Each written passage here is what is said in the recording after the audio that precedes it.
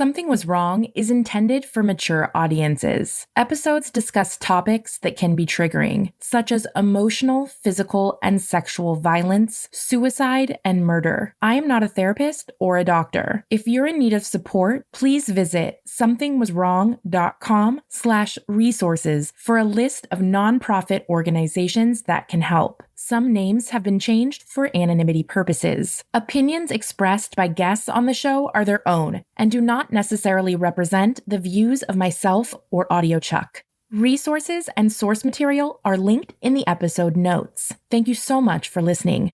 According to California state domestic violence laws, abuse is defined as physically hurting or trying to hurt someone, intentionally or recklessly, sexual assault, making someone reasonably afraid that they or someone else are about to be seriously hurt, or behavior like harassing, stalking, threatening, or hitting someone, disturbing someone's peace, or destroying someone's personal property. Other examples of interpersonal violence are described as kicking, shoving, pushing, pulling hair, throwing things, scaring or following you, or keeping you from freely coming or going. It can even include physical abuse of family pets.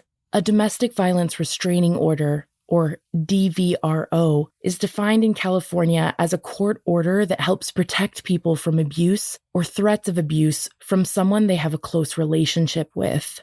If you're a parent and your child is being abused, you can also file a restraining order on behalf of your children to protect them. If your child is 12 or older, they can file a restraining order of their own. The National Coalition Against Domestic Violence reports 1 in 3 women and 1 in 10 men have experienced some form of physical violence by an intimate partner. On average, United States domestic violence hotlines receive around 1,900 calls a day. Abusers' access to firearms increases the risk of intimate partner murder by at least 5-fold. 65% of all murder-suicides involve an intimate partner, and 96% of victims of these crimes are female. In 2018, domestic violence in the United States accounted for 20% of all violent crime. I'm Tiffany Reese, and this is Something Was Wrong.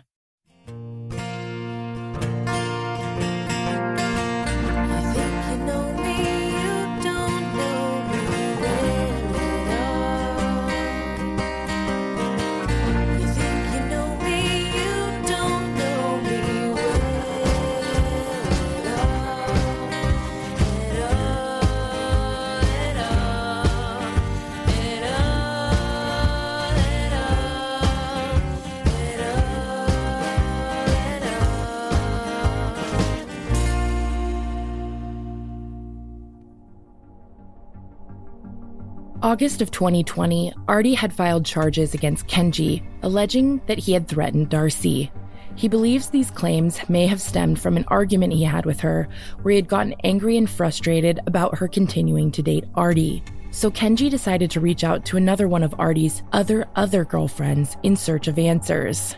So the following day, I decided to try and reach out and contact Valerie, because I figured, well, she's probably in the same situation Danielle was in. She probably has no idea Ardie's using a fake identity. She probably thinks maybe he's a doctor, maybe he's got visa issues, and that's why he can't register a car in his name. Who knows? I sent her some pictures of Ardie's real IDs and let her know, hey, just to let you know, the man you're with isn't who he says he is. Here's his real name. Here's what we know about him. He's dangerous, so I would try and get your car back from him and try and distance yourself with him if you can. Immediately, I get a call back from that number from Valerie, and I think it's her, so I pick up, and when I answer, it's Ardie. And I didn't really say anything to him. I just kind of hung up, and he kept trying to call back and call back. This Valerie girl, she was obviously under Ardie's control also, if he had access to her phone and was in control of it. So I hung up. I didn't hear back from Valerie after that at all. And obviously she didn't take the car away because he was still showing up with it constantly. Later that month, Kenji also decided to contact Ardie's other girlfriend, Barbara. She was the friend that texted Darcy a photo of Ardie from the hospital. Darcy gives me her phone number one day and wants me to try and look up whatever I can about her. I give the correct number to Darcy, who calls Barbara and asks her what her relationship with Ardie is. And Barbara refuses to give Darcy any information. She's saying that's none of her business. She wants to stay out of it. She's not confirming or denying that she's also in a relationship with Ardie. And keep in mind, Ardie during this time is claiming that he's on vacation with Barbara in Utah.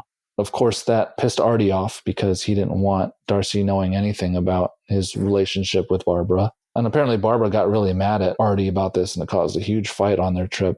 I mean, that was kind of entertaining to hear. Immediately after this, I get a bunch more text messages from Ardie, cussing me out, threatening me, all kinds of stuff, because he suspects I'm the one that gave Darcy Barbara's contact information. And I did, but Ardie's just pissed off. And then I guess when he gets back from his trip, he contacts Darcy's work and her boss and one of her coworkers, and he gets Darcy fired from her job. The same thing that he did to Tammy back in 2017. And we knew this was going to happen, and we warned Darcy, but once again, she wouldn't listen to us. We've all had jobs we don't necessarily like, or people we work with that we don't necessarily like. And so, you'd come home from work, you'd bitch to your significant other about, oh, so-and-so is such an asshole or whatever, blah, blah, blah. I had the worst day because of this person or that person. And that's what Darcy would do to Ardie, right? She would come home from work and complain to him about her job. And he kind of kept all those little notes and all those stories. And then he took those and then went to her boss and her coworkers and said, hey, guess what? Your employee has told me all these personal things about you and all these rumors and all this stuff. And that pissed them off so much, they just said, we can't work with you anymore. You're fired. Well, she's pissed. I mean, she's pissed, but then Ardie's gaslighted her to the point where he's convinced her that it was her fault, because she's trying to say like, oh, it was my fault for even talking about them behind their backs, blah, blah, blah. And it's like, no. That's not your fault. Everybody bitches about their job to their friends, husbands, wives, family, whoever. You weren't in the wrong here. So don't let him try and convince you otherwise. In response to losing her job, Darcy decides she wants to move forward with filing a second request with courts for a domestic violence restraining order. After discovering this, Ardie attacked her. So on August 26th, Ardie started a physical altercation with Darcy at her home in front of my kids on their first day of school, aka Zoom, because Ardie wanted Darcy to drop the restraining order that she hadn't yet filed at the courthouse. So she had gotten the paperwork, filled it out as I read it to you, and was waffling back and forth whether to actually file it. And Ardie was pleading with her not to. So that morning, he tried to steal the paperwork from her and take it and destroy it, and tried to leave with it. And that's when the altercation started. So I guess they started pushing each other, wrestling with each other in front of my kids. It spills out into the garage area where he's trying to leave. My old neighbor across the street witnesses this all and sees Darcy like pretty much in a headlock, and he calls the police and tries to stop Ardie from leaving, but he can't. My neighbor's an older man. He's like 80 years old, so he's not going to be able to stop someone from leaving. I get a phone call immediately after this happens. Darcy's shaken up. She tells me she needs help. She doesn't know what to do. I show up and my kids are really shaken up by it. My son, I guess when this was all happening, he got so scared he just closed his laptop, on the first day of school and just refused to do any type of school that day. He was just terrified. His teacher emailed both of us and asked what happened, if we were having connectivity issues. And I really wanted to send his teacher an email back and tell her exactly what happened, but I didn't. I don't know why. We just told her our son wasn't feeling good and needed the day off and he'd be back tomorrow. But anyways, the police show up. By this time, they're well familiar with Ardie and Darcy and this whole story. And the police officer, this particular officer, pretty much tells Darcy, look, the system for domestic violence is broken in California. You can go file a restraining order right now and press charges, domestic violence charges against him, but you got like a 20% chance of getting it granted. Maybe 30% if you get the right judge. He basically said it's going to be a he said, she said thing, and unless you have video showing that he was the aggressor, he's going to turn this right back on you and say that you were the aggressor, and no one's going to be able to prove anything, and the charges are going to get dropped. After more urging, Kenji convinced Darcy to move forward with the first step of filing her DVRO against Ardie. And of course, in typical Ardie fashion, the very next day he files his own restraining order against Darcy. Darcy once again doesn't follow through with the court hearing. Ardie is able to beg and plead with her and convince her to drop the case. So now it's early September of 2020. I decided to finally file my own restraining order against Ardie, just based on all the harassing messages I've gotten from him over the months. For some reason, the judge denies my temporary restraining order. I don't know why. Somehow Ardie was able to get a temporary restraining order granted against Darcy back in April with pretty much no evidence. I filed a restraining order with 14 pages of evidence, and I couldn't get a temporary granted. This is when I kind of realized that the police officer was right. The system is broken. So now we're in October of 2020. Darcy finds a new job again after being unemployed for a couple months because of Ardie. And during the month, there's not a whole lot going on, but there were a few occasions where Darcy would have these side conversations with me. And I remember one of them where she told me about multiple incidents of abuse that occurred from Ardie. And I remember she mentioned incidents where he would be over at the house and she would wake up being choked by him. And then she also recounted other incidents where he would slam her up against the wall, or one time where they got in a physical altercation and he pinned her head to the ground with his knee and wouldn't let her get up. I remember her telling me all these things, and again, I'm like, what are you doing? Are you going to put a stop to this? Are you going to call the police? And Darcy would always just kind of shrug her shoulders and be like, I'm trapped in this relationship. I don't know what to do. The police don't want to help me. They're useless. Even though the 2 restraining orders she had filed back in June and August, she never pursued. She basically dropped those. And now Ardie had filed one against her, and I told her this. I told her that she had to be careful because in the court's eyes, he was now painting her as the bad guy. I tried to reiterate to Darcy again, hey, you need to just go to the police. You need to block this guy, block all his numbers, block him on social media, cut off all contact with him. You need to file another restraining order and follow through with it this time. And Darcy tells me she's afraid to because she tells me she's been threatened that if she tries to leave the relationship, that Ardie had said he was going to hire a hitman to come after me and murder me. So she felt like staying in the situation was her way of protecting me, but I've told her this from the beginning. I can protect myself from Ardie. I don't have any concerns about him on that level. That's just a tactic for him to manipulate her and to keep her under his control, basically. After those conversations, I was hoping that Darcy would file another restraining order. She never did, and things kind of go quiet for a good chunk of the month. That November, Kenji received an email from Danielle that simply read, "Hey, check out this website." I click on the link and it's a website all about Ardie. She's started this website where she's got pictures of Ardie and a bunch of fun facts about Ardie, basically outing him. And she had managed to secure the domain name with his real name on it. So if you Google Ardie's identity or Google his name, it's like one of the first things that shows up on Google. I called her right away and I thought it was the best thing ever. I felt like this was the only way we're going to get back at this guy. This is the only way we can stop him is by outing him, because Ardie had been using his identity for 10 plus years at this point. Who knows how many women he's victimized in the LA area. And I felt like if the legal system wasn't going to stop him, if the police weren't going to stop him, that we'd have to let the internet and the rest of society stop him. My therapist said they don't see a whole lot of 70 or 80-year-old psychopaths running around. They either end up in jail, dead, on drugs, something happens to them. They don't live long lives. So his time is coming one way or another. Here's Danielle. I did change lawyers and found this new female lawyer. She's like a pit bull. She's amazing.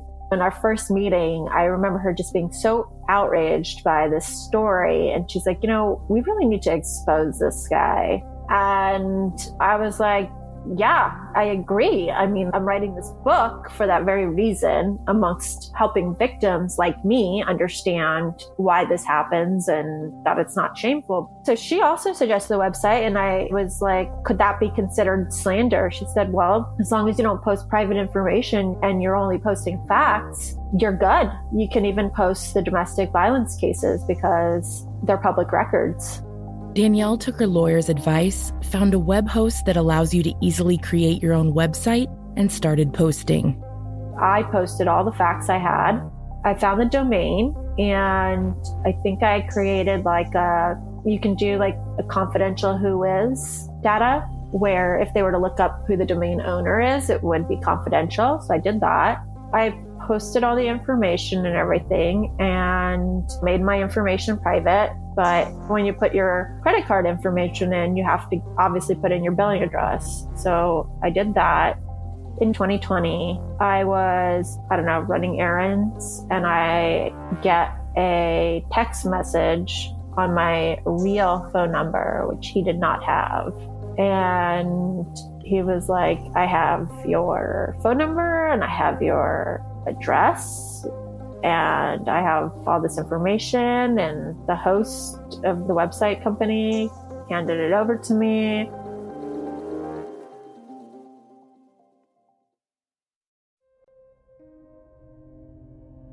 Danielle was alarmed when she got a text from Ardie with her real phone number and address. At this point, I don't believe a word he says. I don't know anything. I mean, he was listing my true address, but I didn't know the full picture. I pretended to be somebody else and played dumb. I'm like, who is this? And I got him to doubt that it was really me. And so I played along and I was like, well, if somebody's using my phone number, I want to know. What did this website host hand over to you? And so he sent me the letter. So meanwhile, this exchange is happening, back and forth. And I'm emailing the customer service team at the website host like, hey, you just gave out my contact information to my abuser and I want to know how that happened. And they came back and they're like, we don't do that. We don't give out private information on our users. And then all of a sudden he messages me with the letter with their name on it, giving them all the billing information on that website, the domain name. And I was floored. So I send that to them and they were like, well, actually, we had a subpoena. And I said, a subpoena? I was like, can you please show me what this subpoena was? So they sent it to me and I forwarded it to my lawyer and she gave me some language, but I looked at it and I tracked down on LinkedIn their chief counsel and their CEO's emails. I'm going to read to you this email I wrote.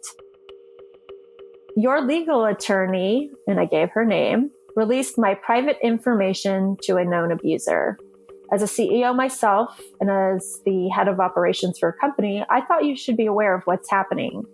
I'm the victim of an abuser named Ardie, whom I was with for nearly 9 years because he threatened physical and gun violence towards my family, and he threatened to abduct our daughter. On July 2nd, 2020, I learned that my abuser was not the man I thought he was. He had created a completely fake identity. I learned his real name that day, along with the fact that he had multiple restraining orders against him. I filed a restraining order and moved to a location where he wouldn't have my address or phone number. Unfortunately, the judge that day said if I felt threatened, I should have reported her sooner. Since her threats were all verbal, I had very little evidence against his abuse. I was left to fend for myself. I was advised by my lawyer and a law enforcement officer to expose his lies on a website so that he could be forced to stop using his fake identity. If a new victim was to look him up, she would see that he is a manipulative abuser using a fake identity.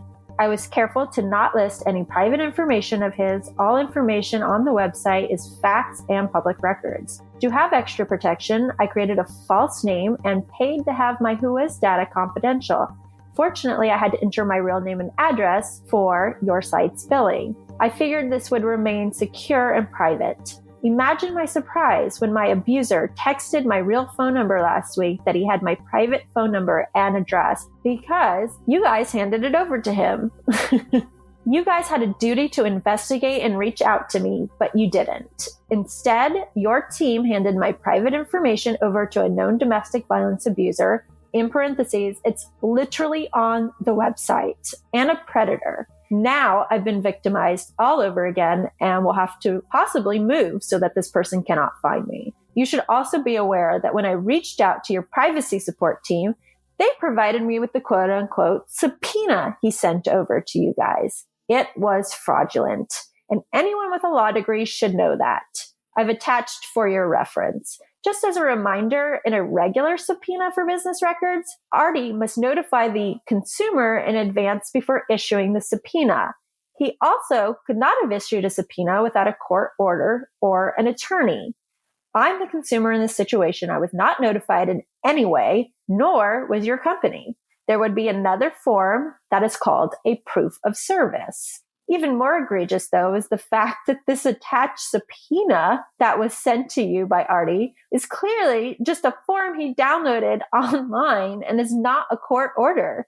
There is no court seal or date on it, nor is there a signature for proof of service at the bottom, which he is required to do. So you guys handed over my private information to a known abuser who sent a legally deficient subpoena. And I cannot stress enough the damage this has caused to me and my daughter's physical safety and emotional well-being. Not to mention the money I will have to spend moving again, which is a lot for a single mother who works 2 jobs to afford my mounting legal fees against this monster.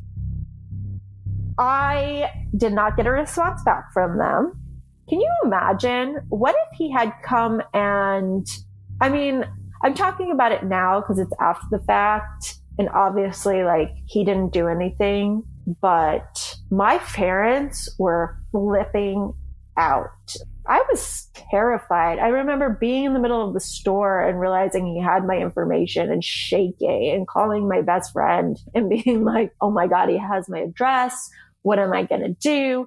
I don't know if I have to move now. I was full blown fight or flight mode. And so was the rest of my family. I had to really think long and hard about do I move again? And ultimately, I love my apartment and it takes so much time, energy, and money, which I did not have, to move. And I did take precautions, obviously, put up one of those little Ring doorbell things that you can put over the peephole for apartments. And I'm very cautious. I carry pepper spray with me and I have to constantly be aware of my surroundings. You should anyways if you're a woman, but especially for me, even in a gated community, I never know if somebody's going to walk in, they hold the door open for him. I talked to my therapist about this. I still think he's fully capable of escalation. I think he's fully capable of killing somebody. And so does my therapist. So I take those precautions. But also, I don't want him to win at the end of the day. And even if I had moved, he'd find that address too. So where does it end? Do I have to keep moving and uprooting my life just because he's unstable? Obviously, my priority is my daughter, and I take appropriate safety precautions with her. If I go to take out the trash, I'll literally lock the door and carry my keys with me because who knows? It's such a shitty way to live, but it's the only way I know how to keep safe and also fight back. October 20th, 2020, Darcy told Kenji that Ardie had dropped his restraining order against her. When she told me that, I had my doubts about it. So after our conversation, I went and looked it up online. And according to the court, the restraining order was still open and there was a court date, I think that day or the next day. So I waited and I checked again the next morning to wait for the website to update again. And sure enough, Ardie had been granted a 1-year restraining order against Darcy. The judge didn't say why in her notes. According to Darcy, Ardie had lied about dropping the restraining order. He told her that there was no court date, there was no hearing. He had taken it off the calendar. But apparently he had lied to her and then on his own volition showed up to court by himself that day and convinced the judge that this woman was abusing him, and she granted him a 1-year restraining order. I tried to tell Darcy how serious this was, as far as if someone needs to do a background check on you for a new job, or if you need to find an apartment or anything, this is going to come up and this is going to impact her. And yeah, from the way it sounded like Ardie was still in the picture. They were still trying to work things out. The other thing I noticed when I read the restraining order, and I didn't know this before, is that when you get a restraining order against somebody, it really only goes one way. So Ardie knew that if he got a restraining order against Darcy, he could continue to contact Darcy and violate his own restraining order, and there's no repercussions to him. He can't be arrested for that. But if Darcy responds and contacts him back, even a text message, that's considered a violation and she can be arrested for that. And Darcy didn't know that right away. To me, it doesn't make sense legally. I feel like it should work both ways. But again, this just gave Ardie even more control over Darcy and more control over this whole situation. There's no rationalizing with her. So I just had to be like, okay, she's going to do what she's going to do. And her friends and family had done the same thing the past few months. They were just done with it, done trying to help her. So now November comes around, and about halfway through November, the 11th or so, I get a call from Darcy that day to let me know that her and Ardie had gotten into yet another physical altercation. And this time he had stolen both sets of car keys from her.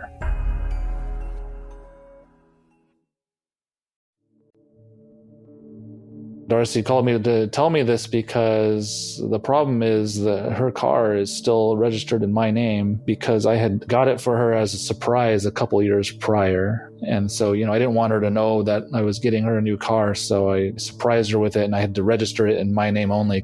Kenji found this upsetting because without either set of keys, the car was unusable. The car had computerized, hands-free technology, so they were expensive to replace, around $1,400 for a new set. And Darcy didn't have $1,400. And since the car was in my name, and it's a lease, by the way, I'd be responsible for it. The lease is going to be up later this year, so you can't just return the car with no keys. Obviously, someone's going to have to pay for it, replace the keys, and then return the car with the keys. I'm upset about this. I'm pissed off because Darcy called the police to try and file a police report. They gave her the runaround and told her, since this guy's been living with you for more than 30 days, your car keys are considered community property, so there's nothing they can do about it. That's pretty much what they told her. So Darcy had to just try and find a way to either get her keys back or she was going to have to pay the $1,400 to replace them. Frustrated, Kenji decided to try and reach out to Ardie's other girlfriend, Valerie, to see if she might be able to convince him to return the car keys.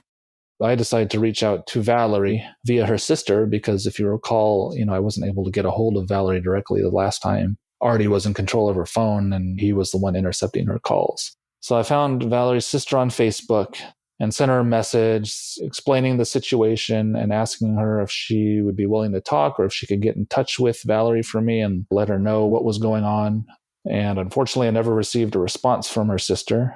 So I waited a bit and then I decided to just try and reach out to Valerie directly. I sent her a text message saying, "Hey, my name is so-and-so. I think Ardie has my ex-wife's car keys. Just wondering if you've seen them at your place because I know he lives with you or spends a lot of time with you. If you could help me get them back, no questions asked. All I want is the keys back. I don't care about anything else. I just don't want to have to waste $1,400 replacing these keys." I also, at the same time, sent a text message to Barbara, his other girlfriend, explaining, the same exact message. And she happened to respond right away and basically said, "Hey, I'm sorry to hear that, but I just want to be left out of this situation. I don't want anything to do with all this drama. Good luck."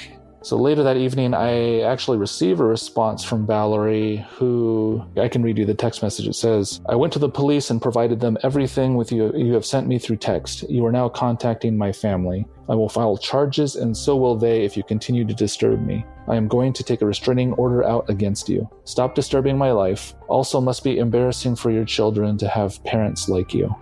And that came from Valerie's phone. And just reading the message back right now, it's very clear that this is Ardie talking, because what normal, rational person talks like that when you're just asking about car keys? That's totally his MO. So I figured at this point, well, I'm not going to get the car keys back, but I tried at least. The next day, Darcy told Kenji that she was going to try one last time to see if she could get her car keys back from Ardie, and she convinced him to give her a ride home from work. I guess after he dropped her off, he came in and hung out with her that night. And while he was there, I guess he fell asleep on the couch. Darcy decided to finally, after all these months, she finally decided to go through Ardie's phone to kind of see if there's any truth to these rumors about Barbara and Valerie. She wanted to go through his phone and confirm these things for herself. And sure enough, she goes through his phone. She sees a bunch of messages from Valerie saying, "I love you, hey baby, happy anniversary," just all kinds of lovey-dovey stuff. Basically the same things I had found in Darcy's phone the year prior, Darcy was finding on Ardie's phone from this other woman. She was furious, but she didn't confront Ardie right away. She called one of her friends and said, "Hey, I just found out that he's got this other woman and he's obviously in a relationship with her. What should I do?" Her friend tells her to call the police because that's exactly what Ardie would do if the situation was flipped. So Darcy's friend convinces her to call the police. So she calls them and tells them, "Hey, I've got this guy here. He's got this restraining order against me. And by the way, he's stolen my car keys. Can you please come do something about it?" They come out. Ardie gets woken up by the police there. He freaks out. He, I guess, runs into the garage, throws one of her keys like in the back of her garage somewhere, and then tells the police, "Oh, I only have the one key. I threw it in her garage. She can go get it. I don't have the other one. It's lost." And then the police basically tell Darcy the same thing they told her the other day, which is the keys are community property. We can't do anything about the other one that's lost. You got the one back. They basically tell her your only recourse is to file a restraining order at this point, and they just let Ardie leave. They don't really do anything to stop him. A week later, a few days before Thanksgiving, Kenji had a conversation with one of Darcy's best friends who tells him a shocking story about her own run-in with Ardie. Darcy and her friend were hanging out, drinking at their place late one night. And while they were hanging out, Ardie was blowing up Darcy's phone, asking to come by, wanting to talk to Darcy. And Darcy was pretty much blowing him off. Eventually, Ardie had called so many times, Darcy finally picked up, and Ardie was furious. And he was threatening to have Darcy fired from her job. He was threatening to try to get me fired from my job again. And then apparently, 20 minutes later or so, he just shows up at Darcy's place while her and her friend are there. Darcy's friend wants nothing to do with Ardie, so she decides to leave. Unfortunately, she had been drinking, and so Ardie pulls a fast one and follows her friend out the door, gets into his car, and follows her down the street and calls the police and tries to have Darcy's friend arrested for a DUI because he knew that she'd been drinking and she was driving home. And then after that incident, I guess that's when Darcy's friend, one of her really close friends, just had to cut her off completely because Darcy wasn't doing anything to stop this guy. And now this guy was trying to come after her and ruin her life. And it's just a messed up situation. I don't know if he actually called the police, but he followed her out apparently and tried to follow her home and claimed he was on the phone with the police following her to have her arrested. So after that incident with the car keys, things are quiet for a few weeks until early December when I get a message from Darcy one night basically telling me that Ardie had hacked into one of my social media accounts. And she said, "Hey, have you Googled yourself lately?" And I said, "No, why would I need to?" And she said, "Go take a look."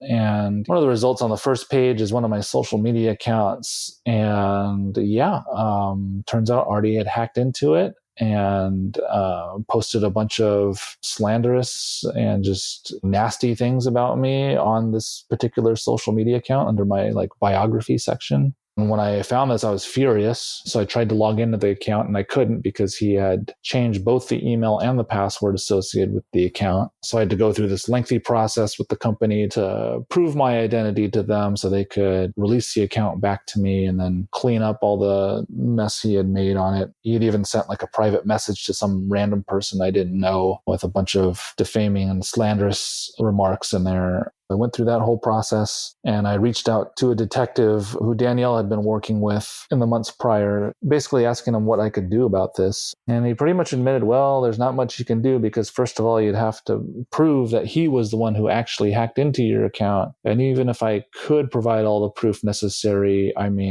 it would just end up being a misdemeanor charge, which would result in pretty much a slap on Ardie's wrist. And he was basically saying the police department wasn't going to have a detective go and investigate all this just for a misdemeanor, which made sense to me, but it was still just infuriating that someone can do this and just get away with it, right? Just like he had with everything else so far.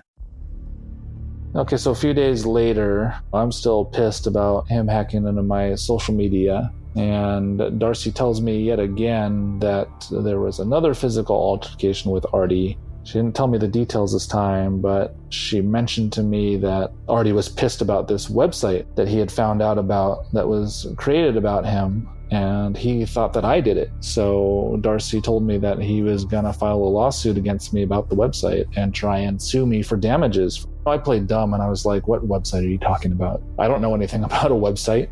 Technically, I hadn't set up the website. I knew about it, but I hadn't set it up.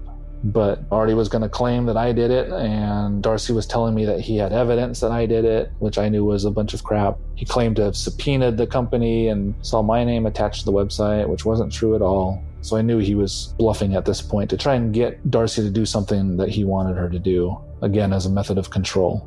And Darcy also told me that as part of his lawsuit, he was saying that I had posted a naked picture of him on that website, which Darcy kind of doubted. She was like, yeah, it looked like he just photoshopped a naked picture of himself onto a screenshot of the website, but he was going to try and use that to claim that this was like some type of revenge porn thing. We had created this website to slander him and post naked pictures of him or whatever. Again, not true. He is still around the kids, according to a couple of her friends. Even though she told me he wasn't going to be around the kids, he still was. So Christmas Eve, I'm hanging out at the house with my kids. We're having a good time. And I get a knock on my door. And I look through the doorbell camera, and there's a guy carrying a couple of like small wrapped presents. And I can hear him through my camera saying, "Oh, special delivery for Mr. Kenji and his kids. I have a special Christmas delivery." And I immediately knew right away, okay, this guy, I've never seen this guy before. I don't know who he is. I don't know why he would be bringing wrapped presents for me and my kids. That's next time on the season 9 finale of Something Was Wrong.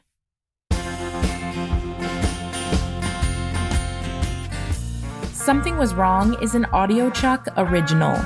Thank you so much to our team. Executive producer, Ashley Flowers. Coordinating producer, Mike McDonald. Mixing and mastering by Kyle O'Connor. Created, reported, and hosted by me, Tiffany Reese. Our theme song was originally composed by Glad Rags, covered this season by Midwest Originals. You think you know me, you don't know me well at all, at